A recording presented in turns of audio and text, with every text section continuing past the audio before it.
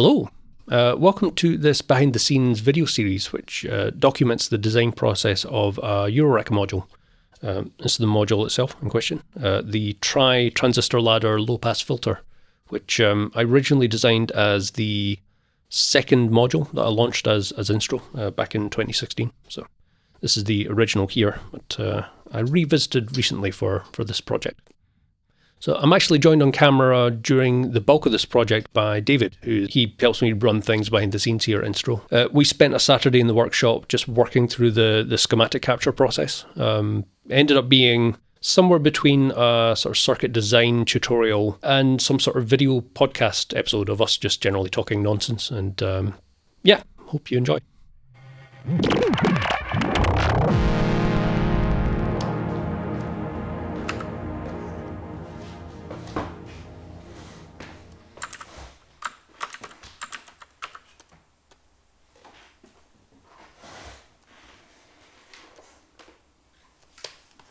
Quite neat.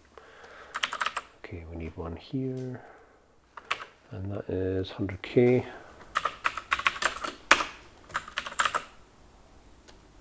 This one's also 100k, then that's 150k. K, not JK. So you were saying that this was originally based on the Minimoog filter. Yeah. And so are the circuit diagrams for that just freely available? I think that there were a few that I found. I think the original one is out there because there's so many of these vintage synths. The schematic was in the service manual. Of course, right. So they're there, and it's one of these weird ones where you can't copyright a schematic. You own the copy. It's kind of the difference between mechanical and songwriting in music, where the mechanical even covers transcription. So if you write out a score of something, you own the copyright of that written score. It's the same with schematics. Like if you hand draw a schematic based on someone else's, you then own the copyright of that. Yeah. That drawn version of the schematic, because schematic is like it's like mathematical formulas. You can't copyright a mathematical equation. No, because it exists. Exactly. It's like yeah. copyrighting something that exists within reality. Yeah. It's weird. Yeah.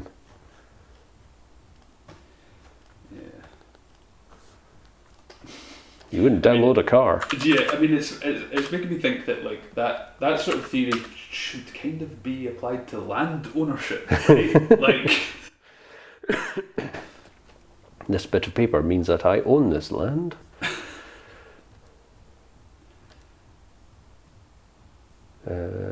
Passives.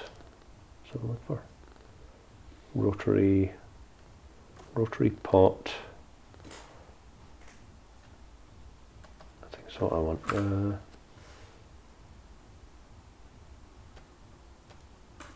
Must be the same thing. RV, edit. I'm trying to remember how I've organised these parts.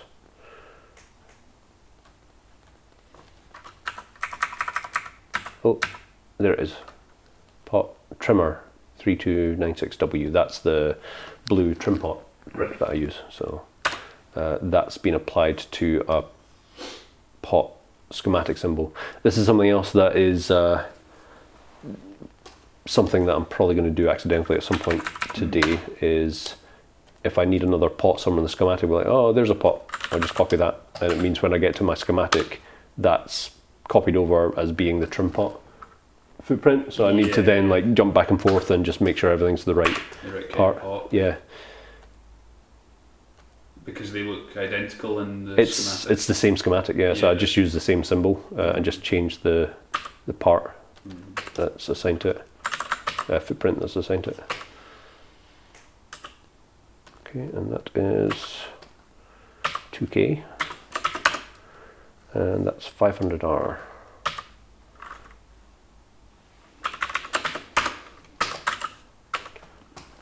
Then we have 100 pico. How many capacitors that are not?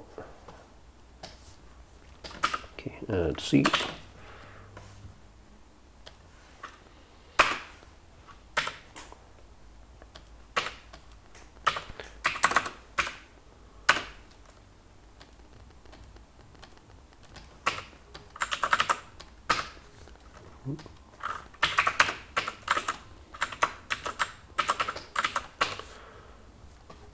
Okay, there's our summing stage for that. So we're now kind of onto the main bulk of the schematic.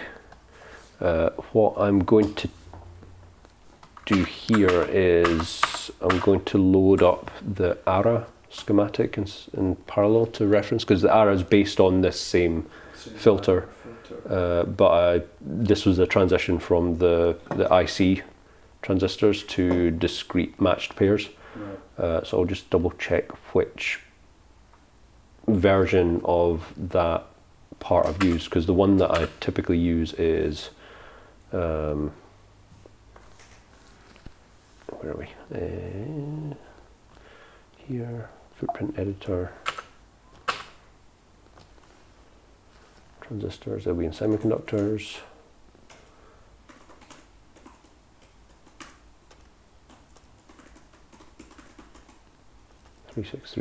So this is the footprint type that I typically use. So it's 6-pin, 2 NPN or PNP BJT transistors in it. So that form factor.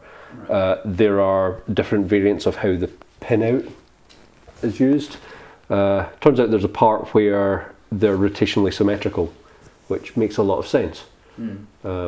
So it doesn't matter which orientation they are. Yeah. The part I picked way back when I was looking for a matched transistor for volt per octave on an oscillator or something, I found a part on Mauser and just stuck with it, and it's one that's non-rotationally symmetrical. Right. So I need to make sure that you put it on the right direction. Yeah, or basically I have the mapping from the schematic symbol to the right pin. Yeah. So let's do that by loading ARA, which is here somewhere. Instruō ARA. This is still an Eagle as well. Let's just load the highest number, version 2.1. That's probably accurate. I'll open with a different version of Eagle so that I can keep both versions open at the same time. Oops, don't need to sign in. I think I still pay for a Eagle subscription even though I don't use it now, because it's all bundled into Fusion 360. Which I also don't use, but Tash uses. So here we go. Okay, so there's a channel that's missing. I assume it must be the parallel to that. Yeah, okay, so I just needed one NPN there, which I could have used just a single 3-pin footprint version, but I guess this would be the same as each of these, so it means that it was one fewer different part on the bill of materials. And the price is probably, for basic transistors, it's not a huge outlay. So this is a single footprint PNP transistor, so it's a BC 857 seemingly.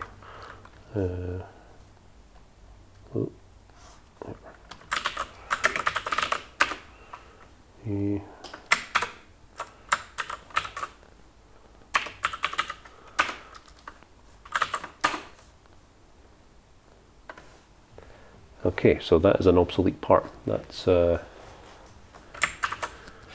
concerning, isn't it? I should check the bill of materials, I guess, for the ARA as well, make sure I'm looking for parts that exist. So that's looks like the same part number, and there's 20,000 in stock, so that seems like a good option. So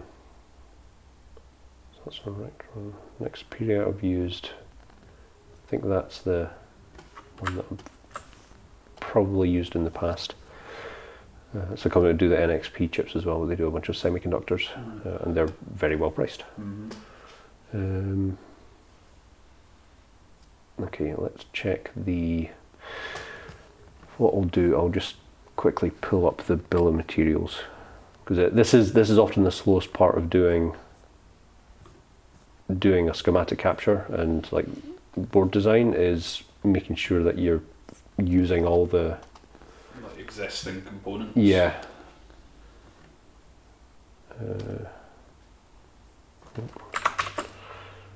Where will this be? This will be in there.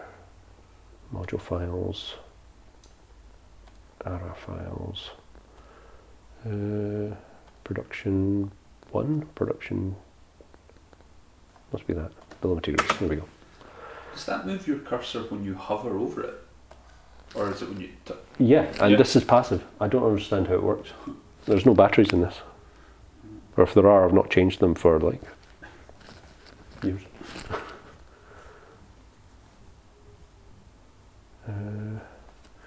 Resistors, transistors, here we go. BC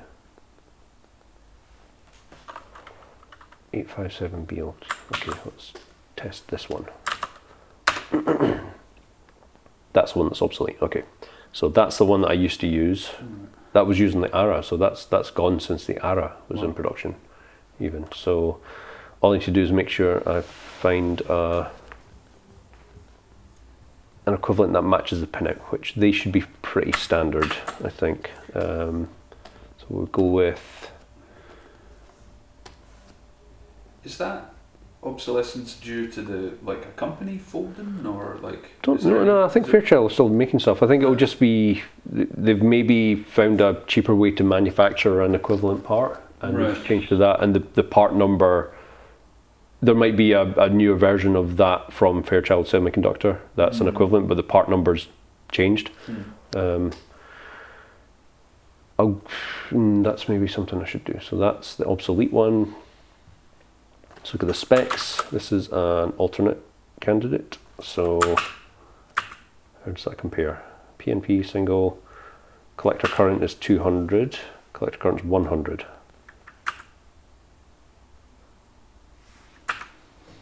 45, 50.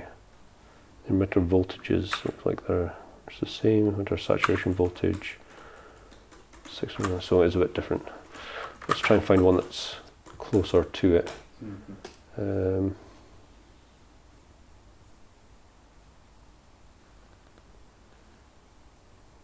try this one. Diodes incorporated. I use them for other stuff as well. That's different as well. That's oh yeah, that's good. So that's 100 milliamps DC current collector, 100 milliamps DC current collector, 45 volts, 50 volts for emitter. Yeah, I think that's matching for the important spec. So let's look at the data sheet of this, make sure the pinout is the same, and it is an SOT 523 versus an SOT 23, but I think that's the same thing.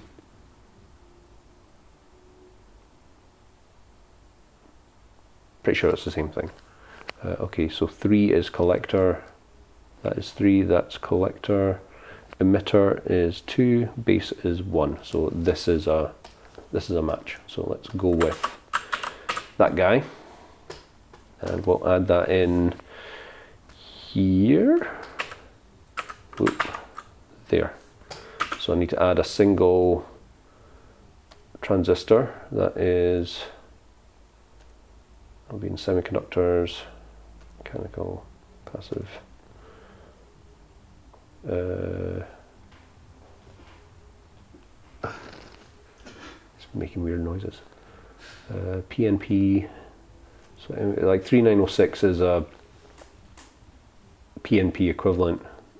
I don't know how different 3906 as like general purpose transistors are from the 856, 857 sort of series. I think they're close enough that it would probably work as well, but this should be the exact same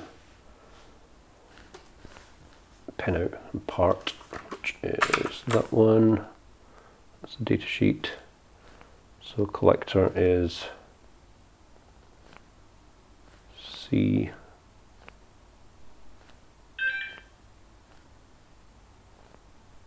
Yeah, collector base is 1, emitter is 2. think that's right. Value, change the value to that. That's our new part number. So see the one that had the higher collector current. Is what? Do you know what effect that would have if you put something with a higher collector current in that context? No, it might know. I would learn by doing, so I would just buy one of every transistor and try it out, which is how I've designed most of my analog circuits, which is worked out, but it's not very scientific. So is this within the ladder section? This is the input buffer stage for the the control voltage stuff. Let's put that there. Yeah. That there. That's a 470R resistor to ground. Yeah, so with it being there, it's not like it's something that's going to like negatively or positively affect the like sound character. No, it should. It's more just to make sure that it's got a close enough linear to exponential scaling. 470R. So that's one down. Actually, what I'll do is in this, I'll change this out. So I've got the value there now, and this is here. Data sheet, I'll just stick the URL to Mauser in.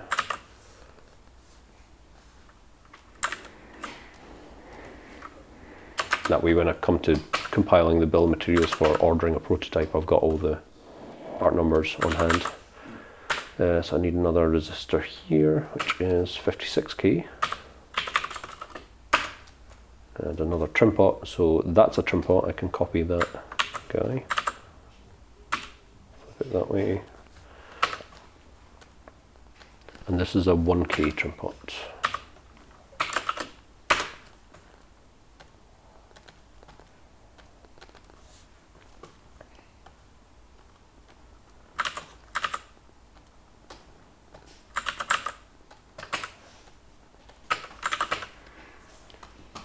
There we go, and then we have an NPN, so this will be that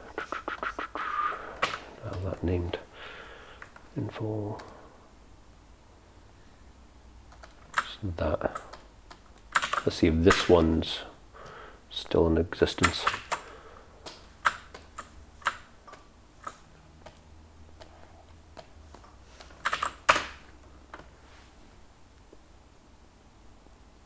Apparently it doesn't exist. These might be ones versus I's, or I's versus ones, or L's. That could be.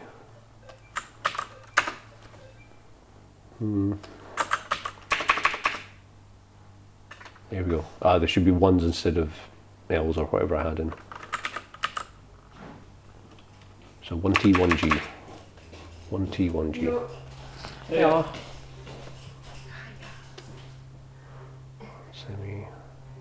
That's the one. Bill of materials. 1T1G. Okay, so they still exist, and that's the exact part that I've used. So that's good. We're going with something that I have used in the past, and they're readily in stock and cost pennies.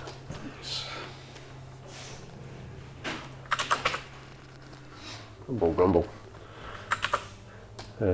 So that's there. So let's go with, and this is an NPN transistor pairs. I think the rest are. I think there's only one PNP, which has the arrow pointing towards the base, whereas all the NPNs they point from the base.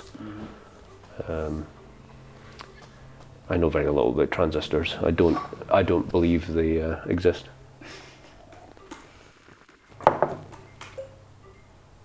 Yeah, the rest they're all. I think these are all the same. Yeah, it's all just the same transistor pair. Cool. Okay, so let's add in NPN pair. And this should be This should be the exact same pinout. Yeah, we can check that. So that's it there. And we have 1, 2, 3, 4, 5, 6. So 1 is an emitter. No, that's not right. Ooh. Did I use a part that was actually symmetrical?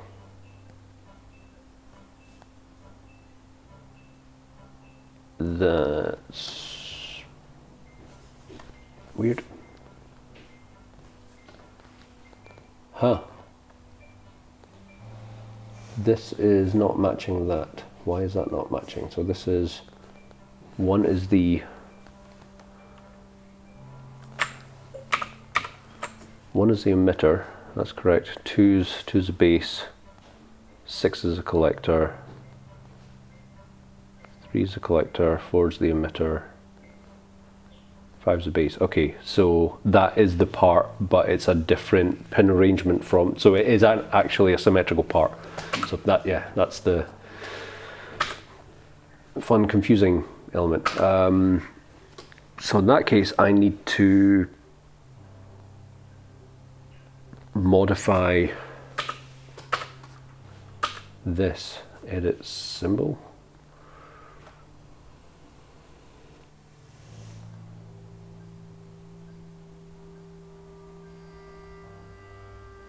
I think I'm going to be better off just modifying this and adding this as a new part versus just modifying it locally to the project. I think that's going to be messy.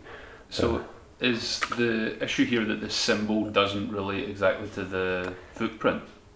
Exactly, yeah, yeah. So I need to change. I need a different version of the symbol that has the right pin out, because the footprint's fixed. The footprint is always pins 1, 2, 3, 4, 5, 6. Right.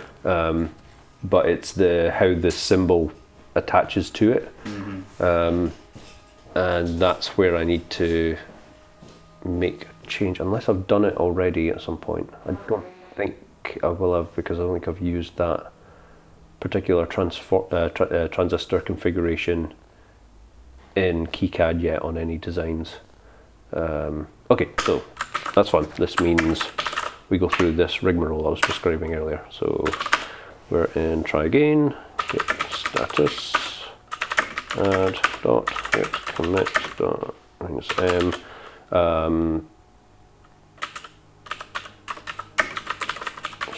Schematic started. Git push. Okay, cd dot cd lib. Let's just pull from the main. Yeah, so we can see Noah's added some stuff at some point, so that's now up to date. So if I open that project, so that is dev lib project.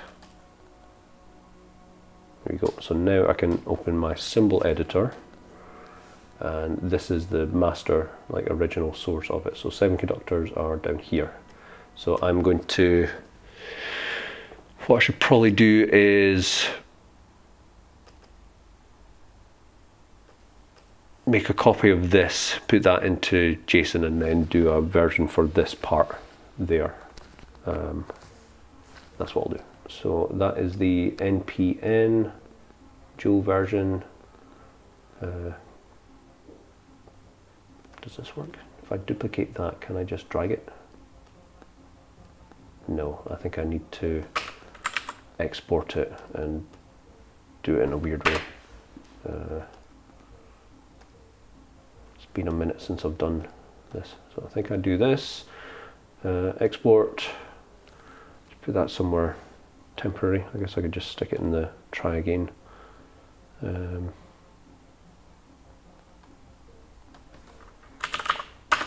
Just make a reference folder.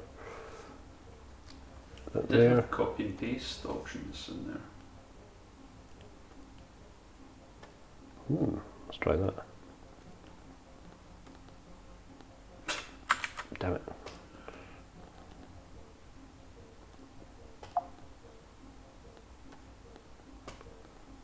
Okay, let's just click somewhere in here and try pasting. Oh, that worked. Okay, cool. Copy and paste works. Well spotted. Okay, so let's rename this. And this part is that.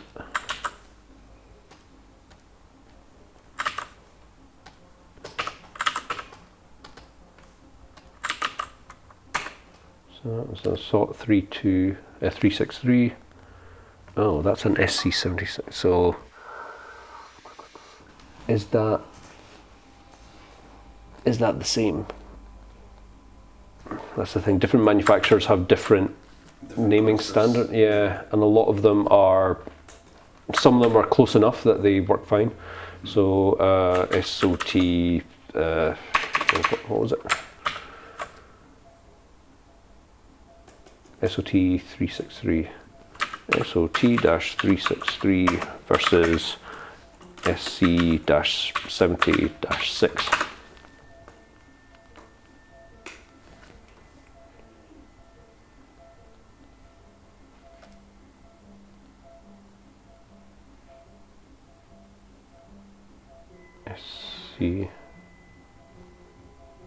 SOT-363, SC-76, so they are the same. Yeah. Let's roll with it. Cool, so that's their data sheet. Let's put in the link to the actual data sheet, why not? So that. Symmetrical 6-pin dual matched. Okay, and now I need to, so this is we've got an A unit and a B unit, so I need to just change the pin number per one. So let's do that here. So let's go with, let's call that one A and that one B.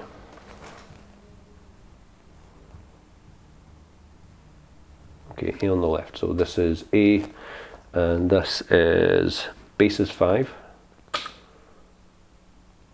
Base 1 is pin number 5.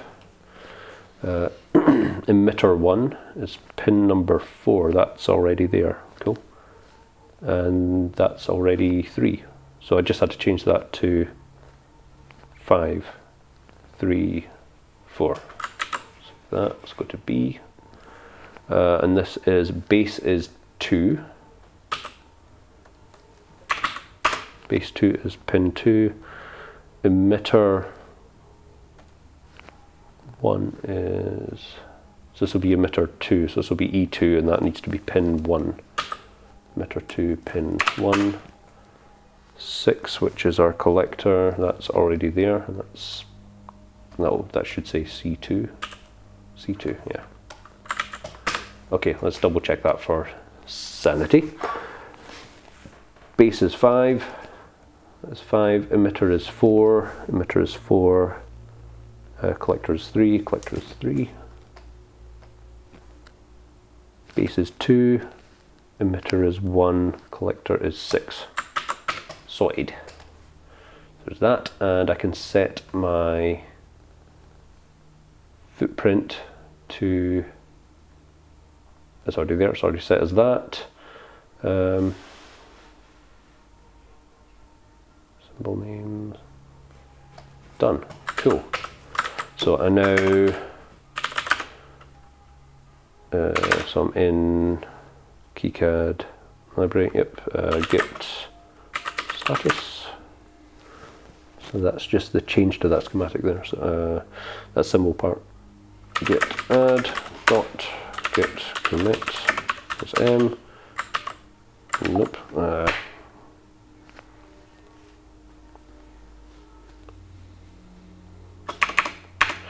Matched transistor pair.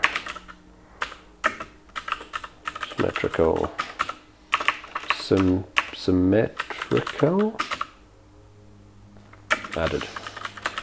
We'll do git push. Cool.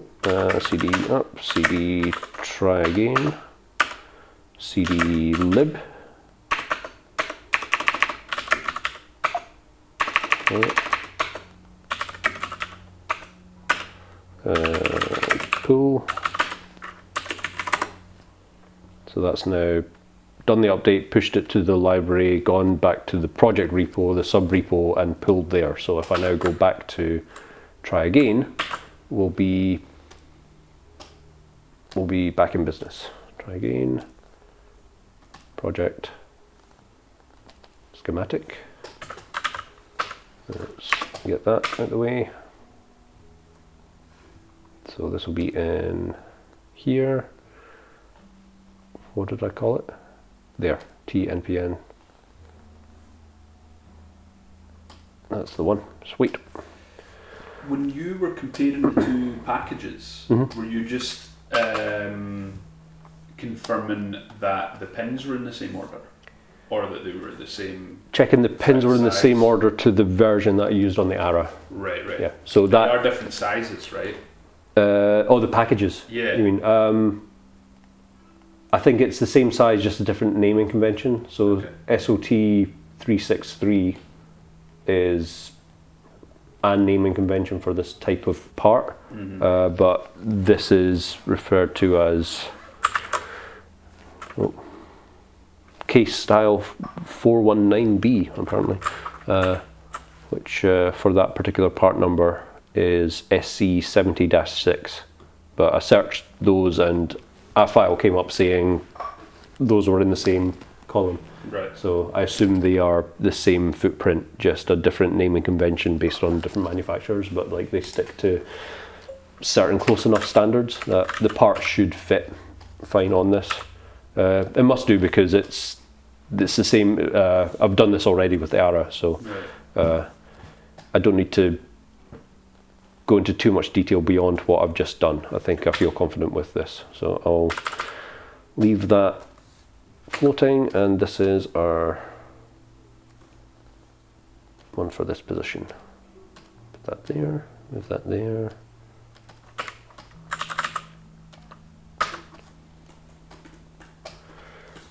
And this is where we actually go into the transistor ladder. Oops, no, I need to keep that. Okay, so let's move that over here, and let's move let's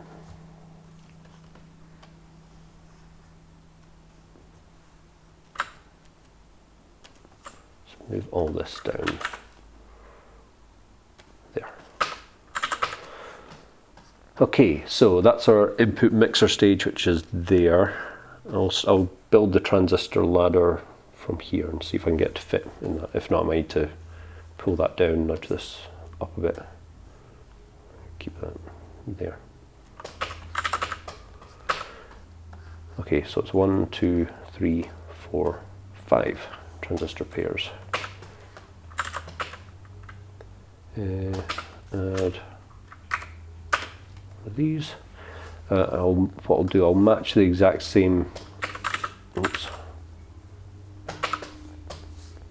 direction, so that's pin 5 is on the left, because I made it fit on the ARA quite neatly, so I'll just copy that same orientation.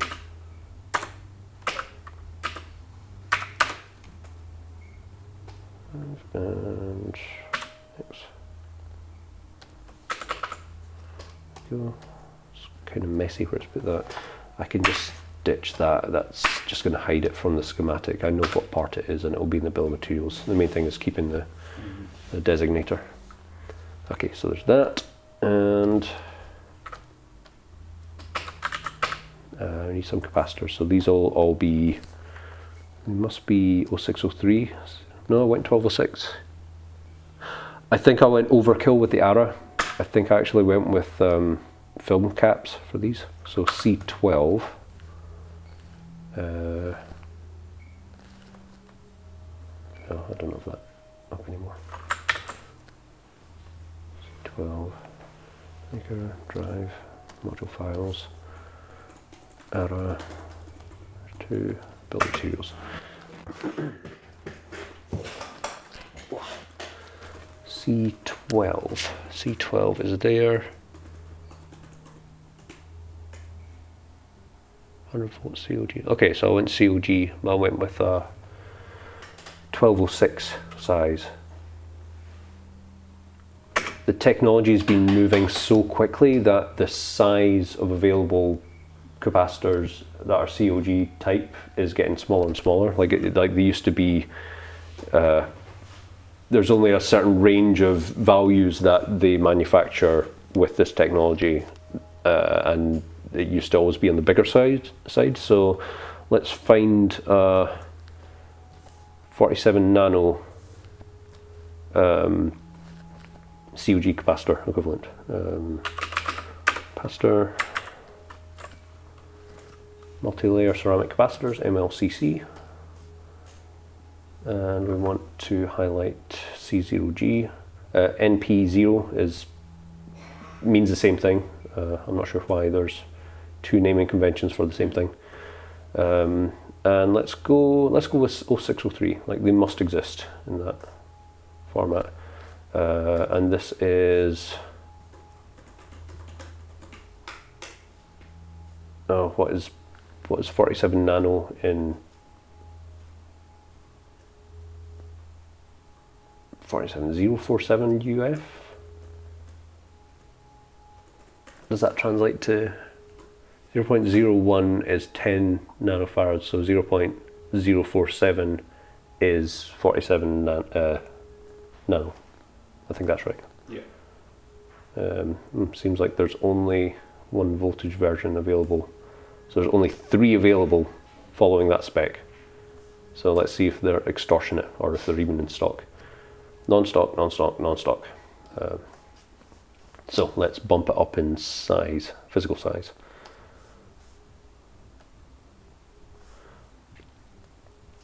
Still only 3. Oh, if I change the voltage.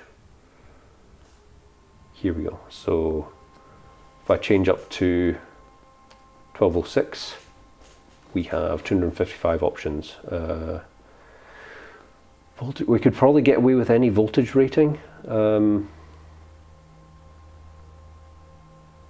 because the kind of rule of thumb is you want to go twice the voltage rating of the ballpark max voltage you would go with. So all the bypass caps on the power lines, for example, like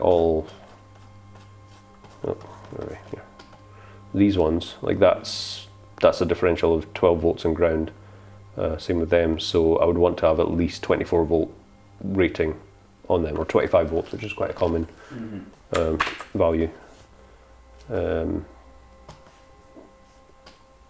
Why don't they just double that anyway, so you know that 16 volts is fine for 16 volts. I mean, I think it arguably is, that's the rating it's for, but it's going to not have to work as hard, maybe, I guess. 1206, let's go 25 and up for voltage. Here we go. And let's search by cheapest, because why not?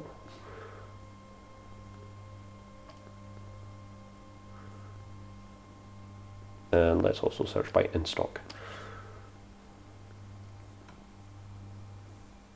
Murata, cool. Murata do a lot of very well priced, good quality C0G caps. So that's a good candidate. One thing I will check while I'm at it is I'll probably do a pre-pop prototype of this from JLC and use their assembly service. So I'll check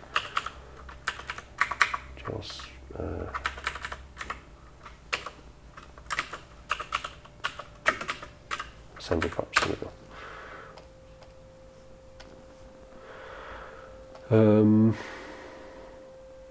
So that was an 0603. No, I went to 1206, didn't I? Yeah, I went to 1206. So let's see if there's a viable part in stock at JLC. 1206, 0.047 U C0G. Let's see if that pulls up anything useful. In stock. I should probably put capacitor in there as well, because those aren't capacitors. capacitor.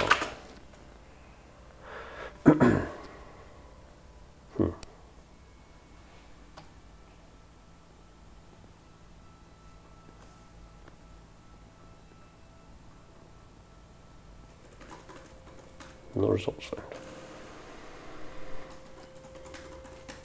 Let's try 47 nano. Oops.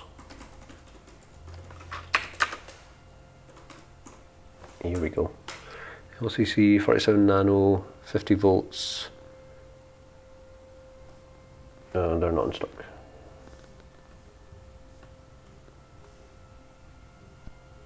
We've got 621 of those. That would work. Okay, worst case scenario, they've got one. It's a TDK one. It will be close enough. I guess I could see if that's readily available as a part that I could source for. Oh yeah, they're in. Okay, so let's just go with that as our target part. So that's 50 volts, 47 nano, C0G, 5% tolerance. I think that will be plenty in terms of accuracy. So let's use that part number. Come on. So it means that I'll be using, like for the prototype, I'll use the exact same part as production. Okay, so and that's my note of it. That'll do. And this is 1206, so I need to add capacitor. So got there. E. Change that to 1206 footprint.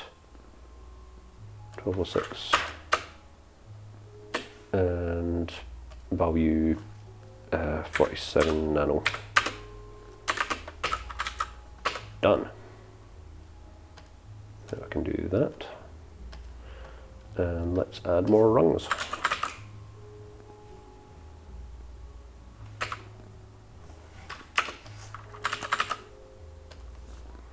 One, 2, 3, 4, 5.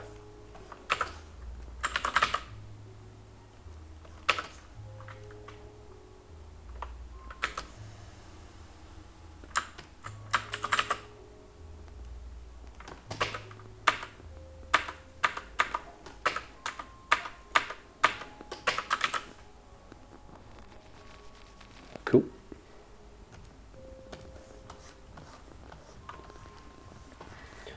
And then from the bottom of the ladder we have resistor.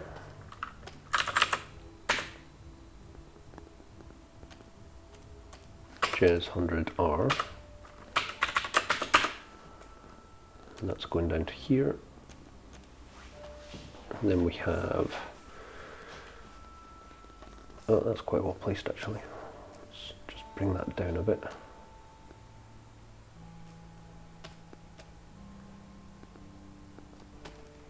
That goes straight to there. Then we have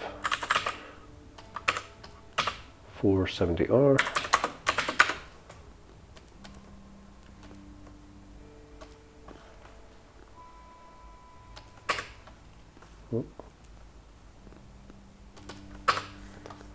I've not found an equivalent way of drawing a nice semicircle in KiCad, so I'm relying on the dot node being a clear indicator that that is a connection. Yeah, which I prefer that, but there's not an elegant way of drawing it, which is a shame, but whatever.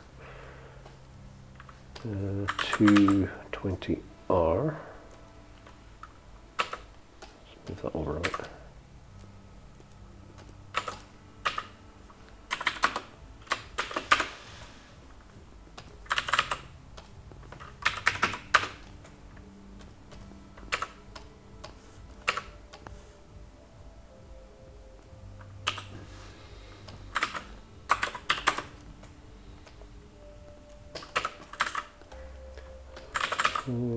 That's 150R. Actually, am I copying? At this stage I should be copying from the try, not the ARA. Looks like it's all the same. 100R, 150R, 220. Cool. So that says 220 microfarads. I changed that to 10U on the ARA and it worked fine, so I'll do the same because that way it'll be the same as the AC coupling cap.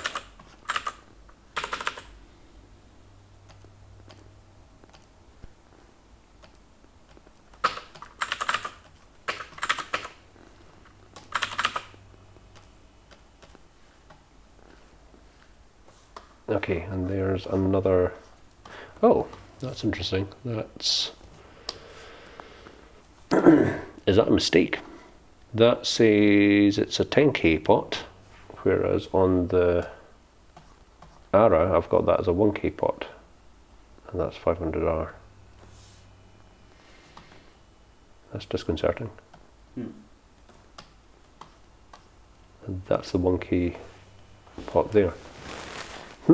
Have we been putting a 1K where there should be a 10K on the ARA? Maybe. I mean, it's a voltage divider, so it would be providing the same reference voltage, but I guess how does current play into that? Yeah, it's been working, so I guess unless I spotted it and it's updated in the actual build guide.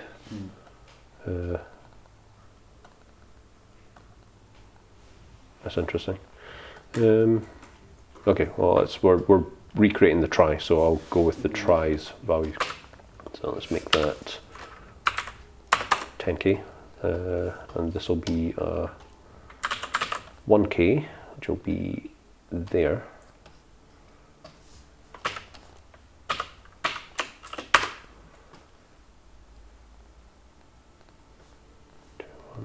That's pin 1, 2, 3, 1, 2, 3. Yeah. Whereabouts is in the diagrams the pot that you were debating now? This one here, so it's the bias going to the ladder. Yeah.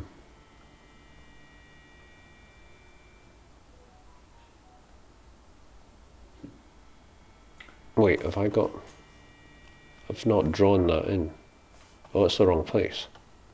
No, it's the right place. It's the right place. They look different. So that's the 100R goes down to the NPN, 100R to that NPN, to ground, and then that's here. That's the DC bias through 56K, 56K DC bias, 10K. That's now 10K as well. And then here is the 1K. So this is this comes from the feedback path. So that's the resonance part here coming from there. So that's the C50K front facing top. Right. I'm comparing it to the Minimoog filters. Oh, cool. Is this? Yeah. I think that's the. Yeah, that's on Synth. I think that's quite likely the exact same schematic I started from. Are all the components matching up in value? So that says 10K. Yeah. It's also 100K there. So I think when I made my version, this is also plus or minus 15 volts. Yeah. So I think there were some ratios that had to be changed. Right. Although it's the context of this, a 5U module, it must be Synth. I think it's all 5U that they did. Yeah, that looks familiar. I think that's the exact one that I used to have pinned to the wall for many years. Yeah, so I think I tweaked values to get it where. Yeah. So can you zoom in on those ones? See how that's 1.2 and 270. So they're scaled down to 200K and 1K. Yeah. So I think a lot of these I eyeballed and just tried, did trial and error, which is how I designed analog circuits back when doing this, which it's been working so far. And if in doubt, I just ask Noe. Okay, I'll need to move these up. There's not enough space. So that's the. Oh wait, no. There's an extra rung. There's 1, 2, 3, 4. Oh no, yeah, that's right. 1, 2, 3, 4, 5. So this first one, there's nothing going in that's close, so the rest of them I can start nudging up a bit.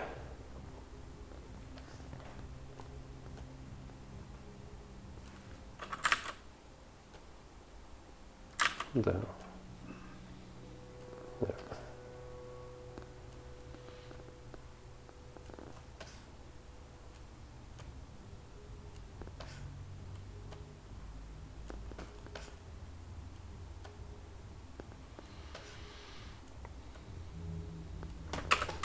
There we go. Okay, so that goes up there. The second run, that goes down there, and it connects through there to that side. So that's so that's the first capacitor, and it's before the second capacitor, so it's from this side here. It's jumping across and going to that 100R.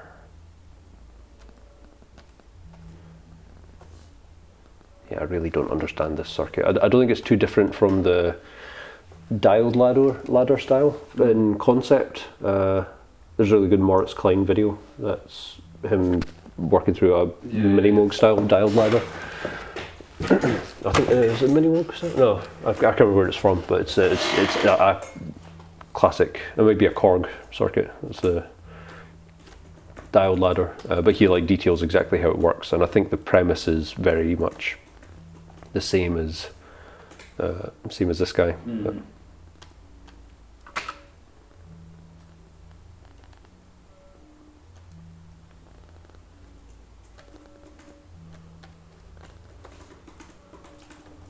yeah, I think I kind of designed the tràigh just as a bit of an experiment, because I was just found the schematic. I was like, oh, that would be cool to try and recreate, and I just, same way I'd start with oscillators from the Electro Notes references, and just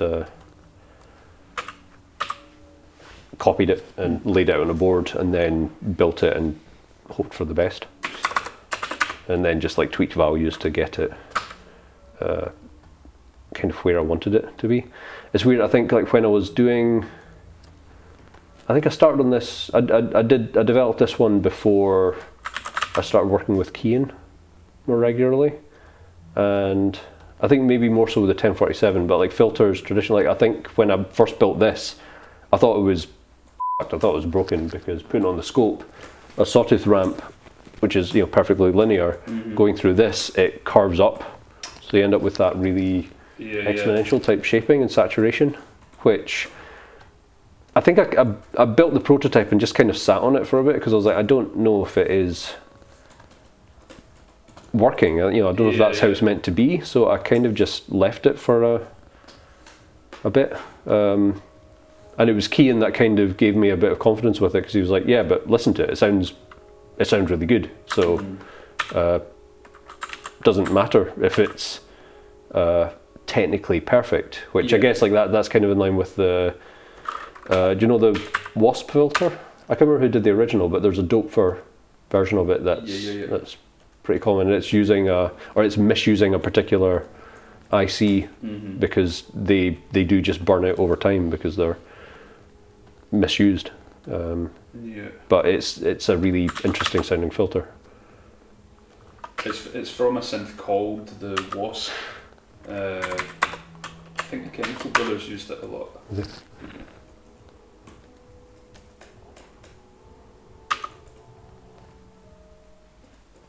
Let's pick that. I think there's a Behringer version of it as well.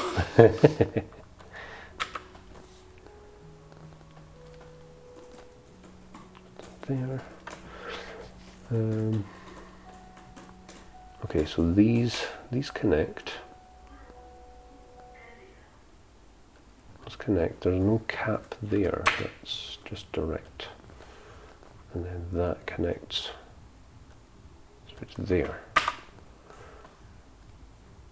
And that's also pulled up to 12 volts.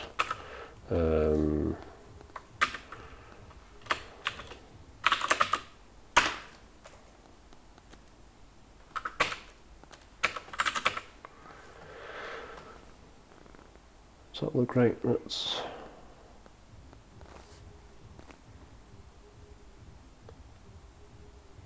The collector's connected, that pulls up to ground, that goes down to that 330R. The bases are both connected. Yeah, so it's the rung below that is kind of the contact point to the buffer stage. Cool. Okay, ladder is built. Oh, there's that. Oh, that's the feedback. So that's separate. I think that's looking correct. Let's walk through it. So the first rung is that 100R, which is there. These look different because it's the matched pair ICs. So that's the equivalent of this. That goes off to the trim pot. It's not connected to that. That's coming from the second pair. That's the 150R. Those are all connected. That's decoupling. That is 220R. That's 470R and connects there. Yep.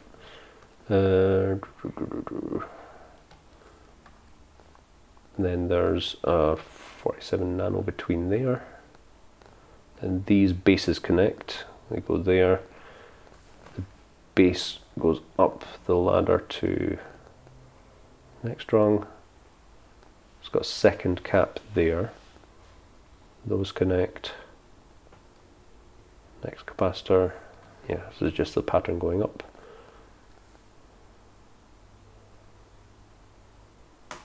Yeah. Feeling vaguely confident with that. Okay, this last bit here. How different is this from what I did in the ARA? I think it's the exact same.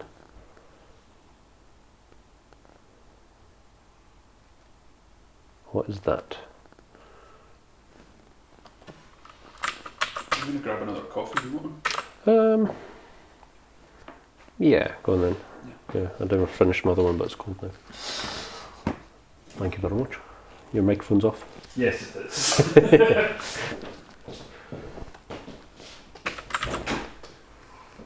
Okay, let's search this part. So that's a film cap. This is what I'm going to change to being ceramic, 0.22 microfarads. So let's just find a valid part.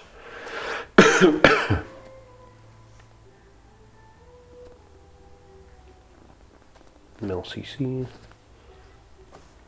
C0G 1206.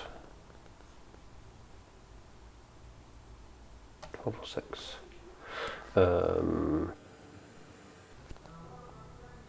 0.22 UF. 0.22 UF. 50 either, I think.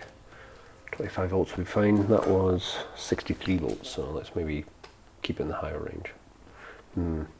There are less options. Search that.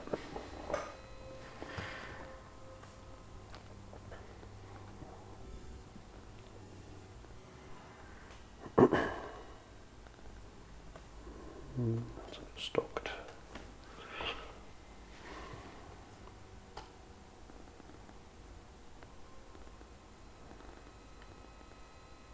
Okay, so that's an option. Let's see if JLC have that part in.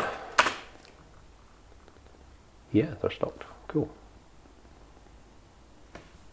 So let's go with that one. It's 5% tolerance, 0.22 UF, 25 volts. Wait, which part did I search? Was it that one or this one? This one's 50 volts. Let's go 50 volts. A bit more pricey, but there's only two of them. And they're in quite a critical signal path. Yeah, it's that part. So they're, yeah, sweet. And that's 1206 as well. So let's add that in. Reference. Yeah, they're pulling from there. So that is, I can copy that part.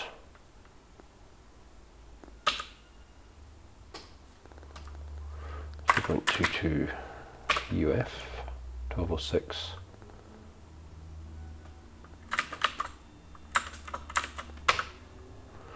Data sheet. Let's just put the part number in that data sheet line.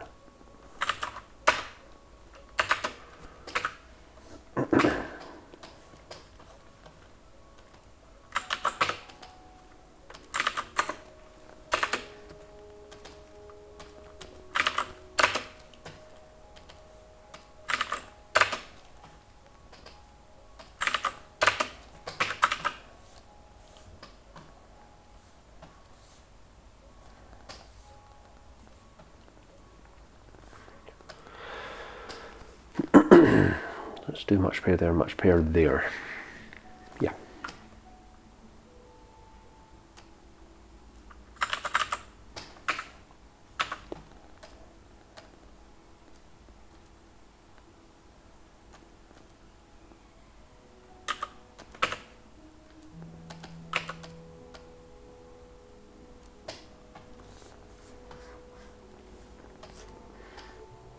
That there. The two emitters connecting together. 2, 5, 3, 6. Cool.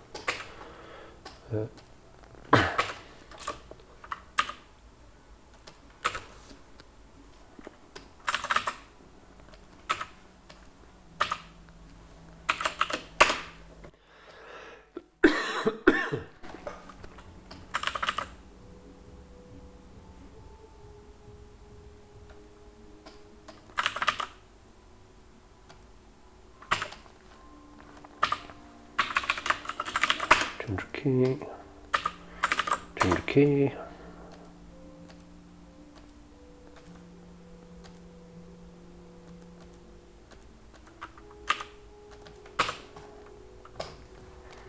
Let's add minus 12.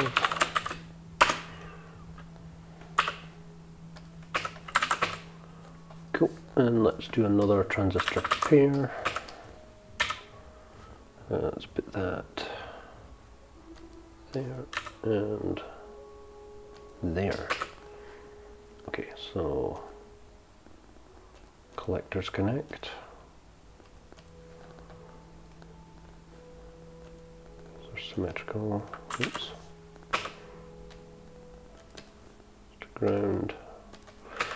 It's to ground.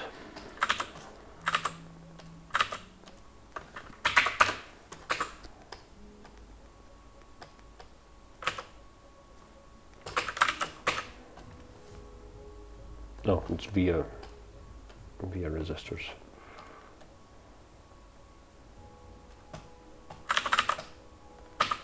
Okay. Oh no, 47K. We're talking 47K.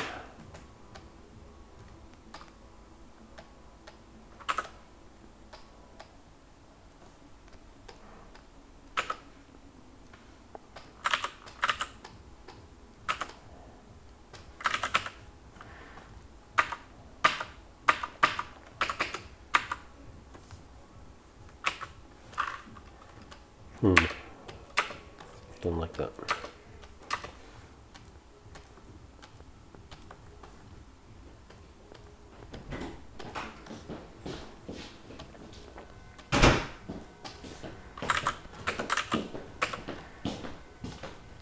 Okay, well, thank you all.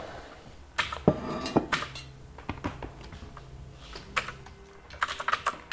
there and one there. Yes. Okay, so there's two pull-up stages here. So this is different from, I'm looking at the ARA again, but that's different from the tràigh because of the feedback path. So let's look at this for reference. 47, 200, 1K, 200, 47. It's up there. That's 22R. That seems oddly specific. Is that there on the original? Show me. this cluster here, Uh-huh. we'll pull up of 22 ohms. Yeah.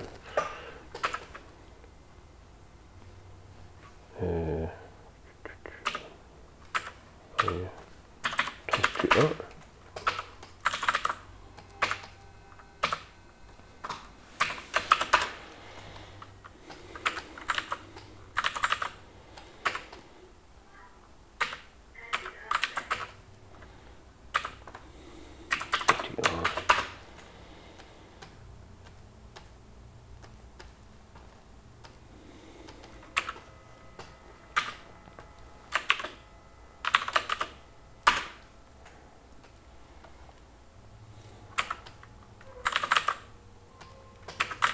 Funny, I feel like I have degrees of imposter syndrome now that I work with Noe, because he actually studied and understands this. Like Yeah. I've just, I've got the practical chops of being able to design boards quite quickly, because that's what I've, spent a lot of time doing. But when it comes to actually understanding of the circuitry, like it's just cobbled together bits of knowledge, whereas Noah can look at a schematic and understand where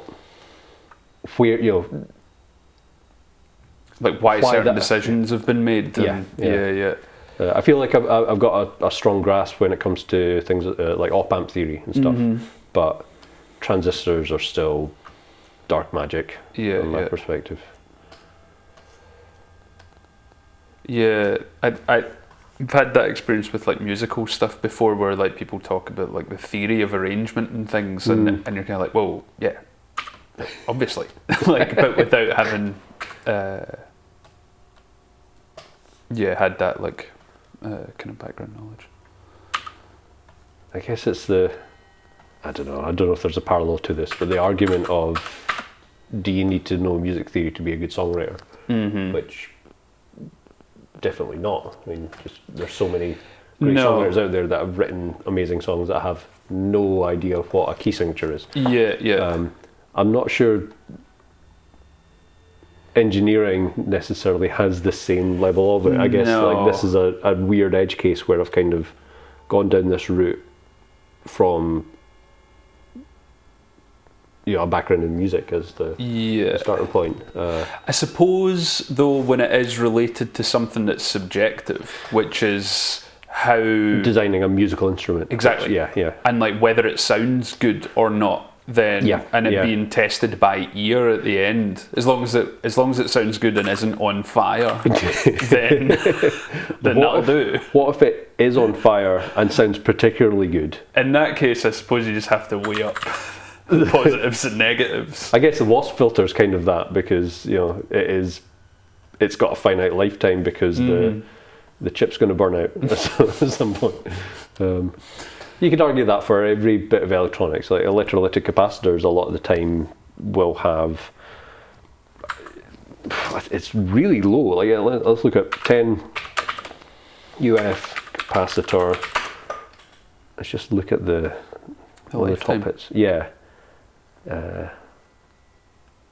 Aluminium electrolytic capacitors, SMD, so it'll be an equivalent of that we're putting on. This is probably a terrible thing to put in a video where I'm designing a circuit that's using one of these in it. This is called planned obsolescence.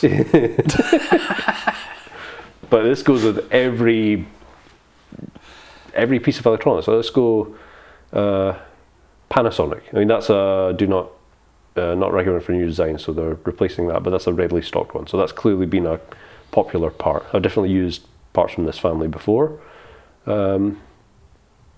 Life, 1,000 hour. Damn. It's not very good. It's not that long. I think that's worst. I'm assuming that's worst case scenario, because I've definitely had things operating for more than 1,000 hours. This one, like what is that in actual? Like 1,000 hours divided by 24. So that's 41 days straight. Like like that's not a lot of time. Like even if it's like, if you're just like using something for 2 hours a day, it would be, so it would be 1,000 divided by 2 hours a day, which means that it's 500 days. So that's within a few years, like you'd use your 100-hour lifetime budget of a capacitor. But I think that's at stress, like running up to the actual quoted voltage metric. So if you're well under that, it must be a ratio scaling. It must you extend your 1,000 hours life cycle if you're using it at lower voltage. But still, that seems terrible. Well, but it's fine because most people just buy musical equipment and then don't use it anyway. That's true. It just piles up. So yeah, everything with capacitors is. I've got the reel-to-reel that's through in the other room. Like it needs every electrolytic capacitor in the circuitry changed, and there's a lot of them. Yeah. The capacitors are weird because like it's years ago I used that for a project, but I was it's like I was like not reamping, but I tracked everything in a DAW and then tracked it out onto tape just so I could use the saturation of onto tape and then redigitize that. And it was all drum voices, and some of the channels were dead, but I found they came back to life if you threw just a loud enough signal, a loud enough kick. Yeah, like the kick channel still working, and I changed it over and went back to it. And it's like, oh, it's actually fine if you just drive it. Yeah, it just had an inbuilt gate, really. Due to capacitors having run out of their 1,000 hours. I mean, like highlighting the lifetime of components is it's another argument for why it's so absurd that large electronics companies glue their products shut. Yeah. Like, because nothing is going to last forever, so like it needs to be able to be opened and fixed.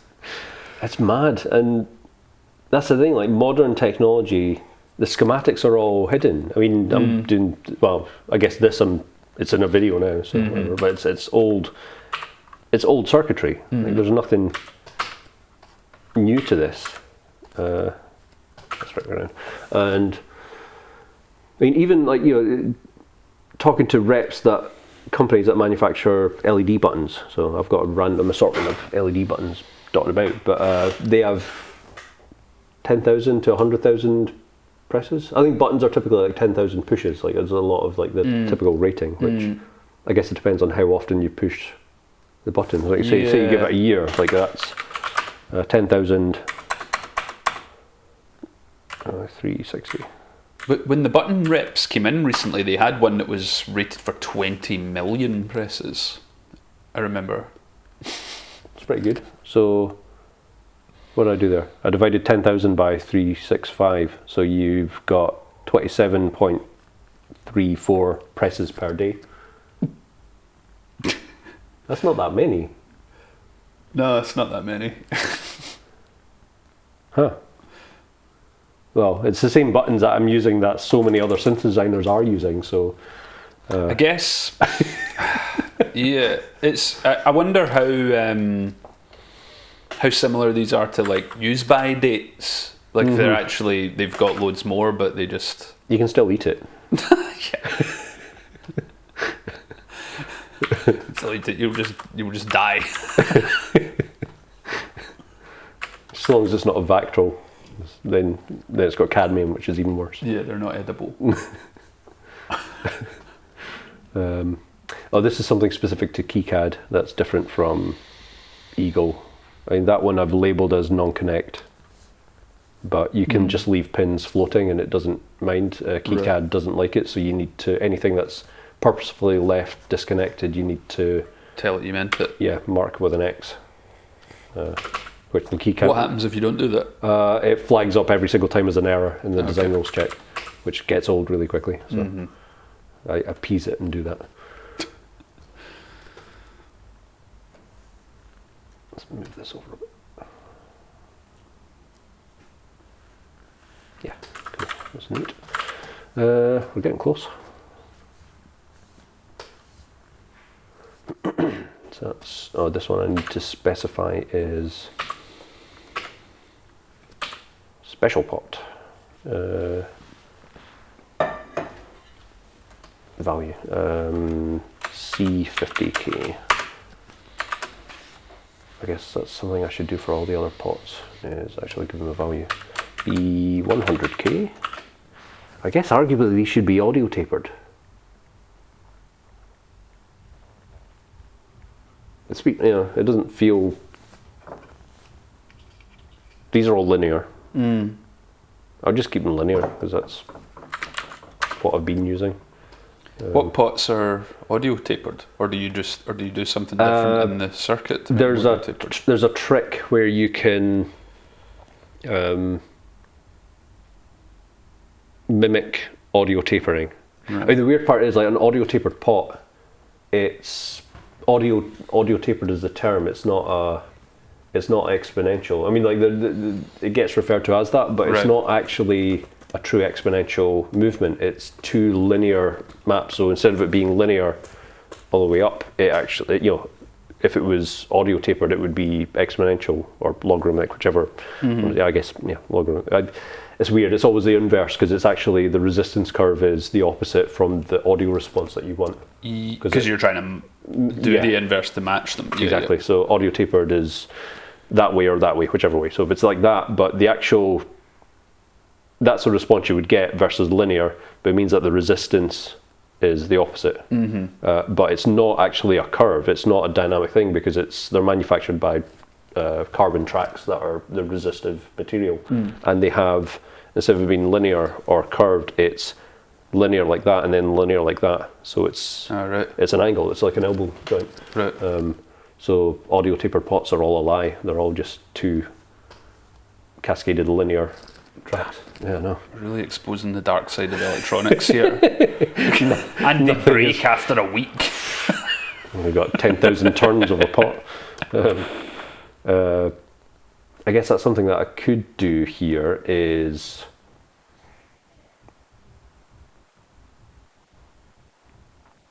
Which way round is it? That's the question. Let's simulate it.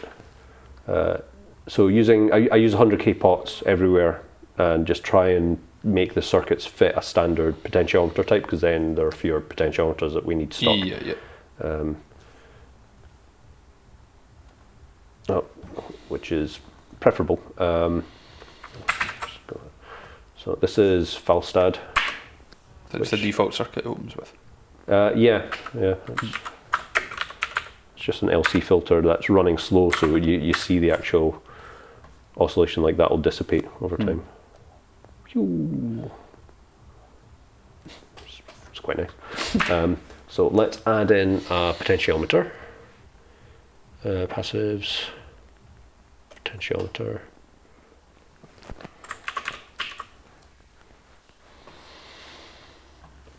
Let's make it 100k. It'd be great if this also had audio. It would be, I think it's much more capable than I thought it was early on when I started using it. Like, Noah uses it for running like frequency response curves and stuff. It can do like FFT stuff. Right. Like I've never used it for anything beyond just calculating voltage dividers and rebuilding a wave folder just to see if I built them right. So this is it set up. So that's my fader. So that's going towards pin 3 from pin 1, and the taper's moving. So that's 3, 2, 1. And let's apply a voltage to the top. 5 volts, why not? And let's ground that. And let's view that. Actually, what I'll do, because I'm doing this in a buffered situation, I'll do it through an inverting buffer, so it's accurate to what I'm simulating. What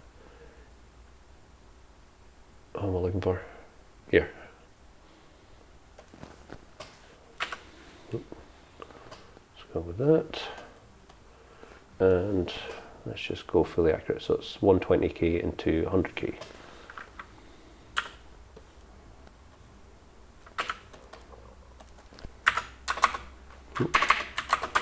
120 into 100.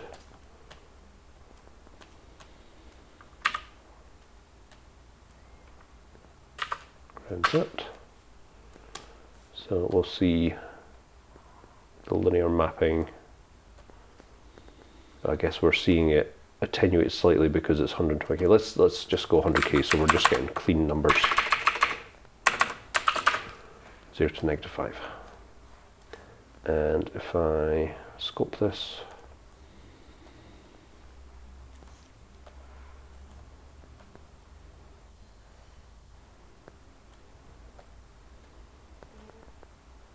there we go. So it'll depend on how smoothly I can draw a linear ramp one way or the other. But now here's the trick that I use quite a lot.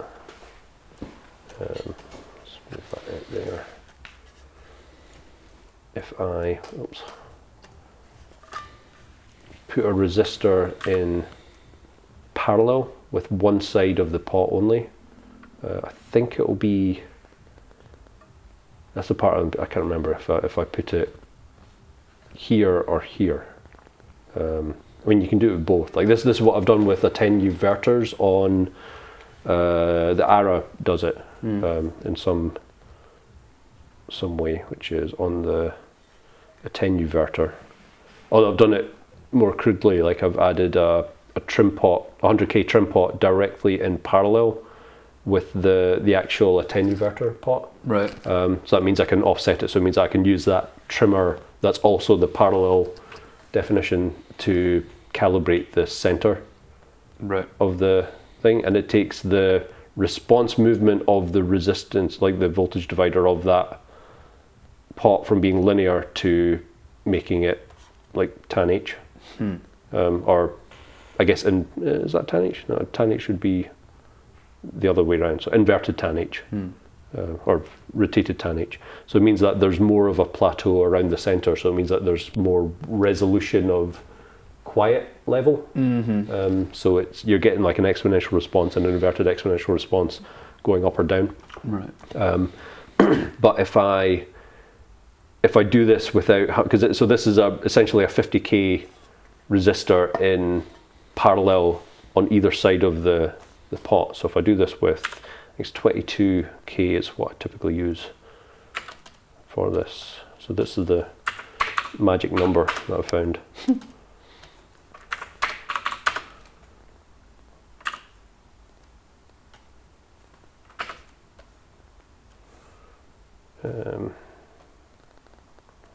There we go. So if I try and draw this, you see it's drawing that shape. If I ditch it on one side,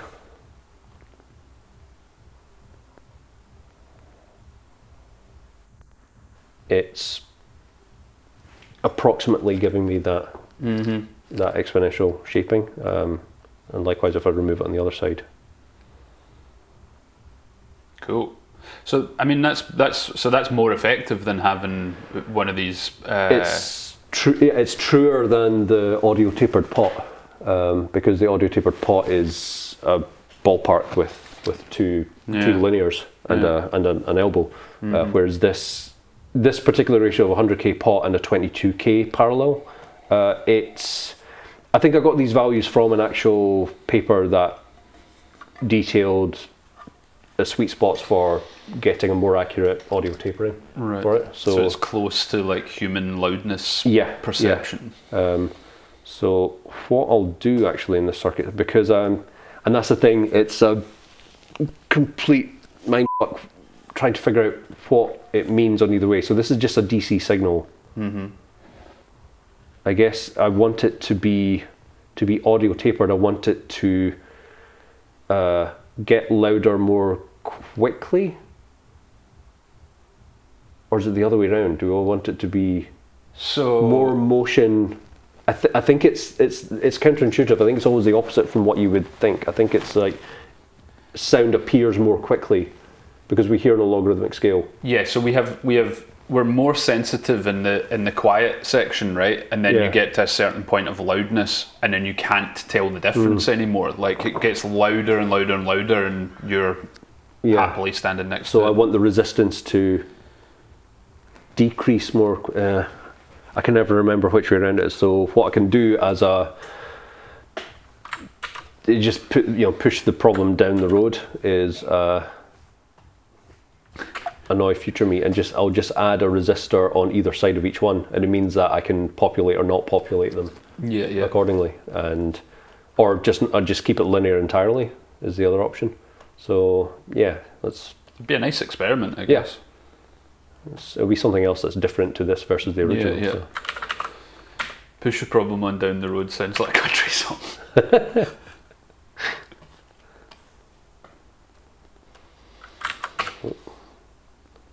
That, scoot them over, and what did I move? I moved those. Let's just move them back up. Oh, that's messy. What have I done? Hide that. Okay, there we go.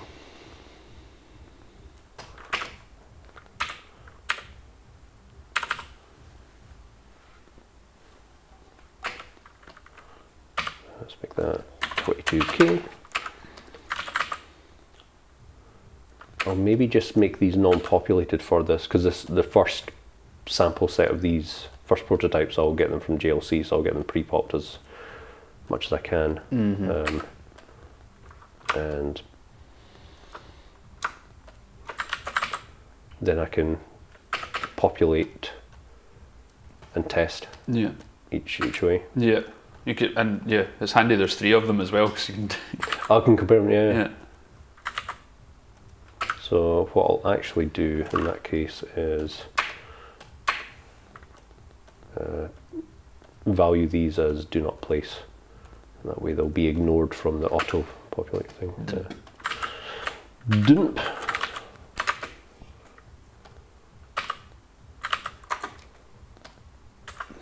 And I'll just remember that they're meant to be 22K when I come to it. It's the magic number. Yeah. Cool. Okay, so we now have audio tapered mixing capabilities. Did that last one go DNP there? No, it didn't. Oh.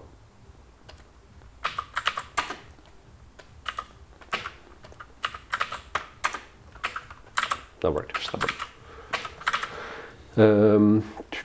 When you were making coffee, I found parts for this as well. So that's Murata Electronics 1206 COG capacitor at 50 volts. Cool. And they're at JLC as well as Mauser for like pretty well swapped. So that's good. That's there. And whoops, where are we at? Try the pre-pop stuff that you're getting done for prototypes now. Are you able to send them stock of things they don't have, or do they have to have it? I think you can, or there might be a limit to if you're doing like not a small like prototype batch, which that's where you get them for. Oh, there's a box there. You get them for really quick and cheap. You can get like 5 pre-populated, and it's ridiculously cheap. I think the terms for that rapid turnaround is using components that are stocked by them. I think there's an option to specifically send them parts for your customer inventory, which can be used for assembly there, or you can buy stuff, because they've got a lot of stuff that's not, they don't have any active stock of it, but it's a registered part that's on their library, and you can buy those parts for your customer inventory, and they'll order them so that there's then stock. Because I think when you're searching, like if other customers have stock, I think it must be a selection that you can set on your account that if someone's looking for a part that you've got, you can, you don't necessarily need all of it. You can just say it's in my inventory, but yeah, feel free to sell it on somewhere else. That's kind of cool. Yeah, it's really smart. I mean, they must have massive warehousing. Like it's pretty mental. I mean, it's the perfect model for doing rapid prototyping. But it's reliant upon them having a sophisticated enough interface or website to be able to manage this amount of complexity, which they do. It's like so much is automated. It's incredible.